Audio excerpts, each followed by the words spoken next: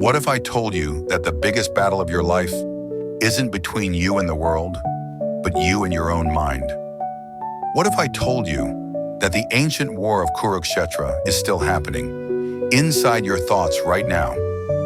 Comparison, self-doubt, jealousy, fear of not being good enough. Welcome to your own battlefield. Let me show you what the Bhagavad Gita taught us, and we never realized. Shloka 1.1, Duryodhana asks, O Sanjaya, what did my sons and the sons of Pandu do in the battlefield of Dharma? The war hasn't started.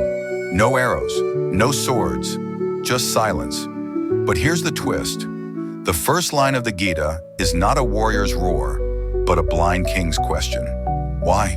Because the real blindness isn't in his eyes. It's in his attachment, his bias, his inner fear. Just like you. When you start your day not with purpose, but with Instagram, scrolling, comparing, feeling behind, feeling less. Your battlefield starts the moment you wake up. Shlokas 1.2 to 1.5. Enter Duryodhana, the first voice from the battlefield. A prince, a warrior, powerful, trained, privileged. But what does he do first? He panics. He looks at the enemy army. He says, Acharya, look at their side.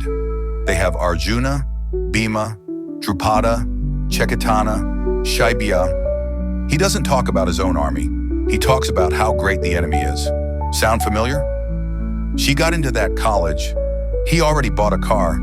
They're already married, successful, rich. Duryodhana forgot who he was. Just like we forget ourselves every time we let comparison win. Kurukshetra isn't a land far away anymore. It's the boardroom before your pitch, the class before your exam, the night before your result, the mirror before your interview. You're not afraid of the world.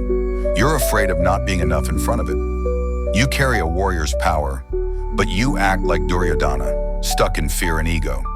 That's where the Gita wants to wake you up. Duryodhana wasn't weak. He just couldn't see the truth.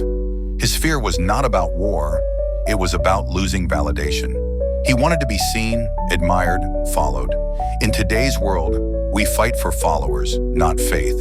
For likes, not life. For visibility, not value. You post, you scroll, you shrink. Comparison is the poison, and Duryodhana was the first to drink it. Here's the deep message from the first 5 shlokas. Dhritarashtra represents our biased, blind, fearful mind. Duryodhana represents our insecure ego, always looking at others. Kurukshetra represents your present moment, full of action and choices.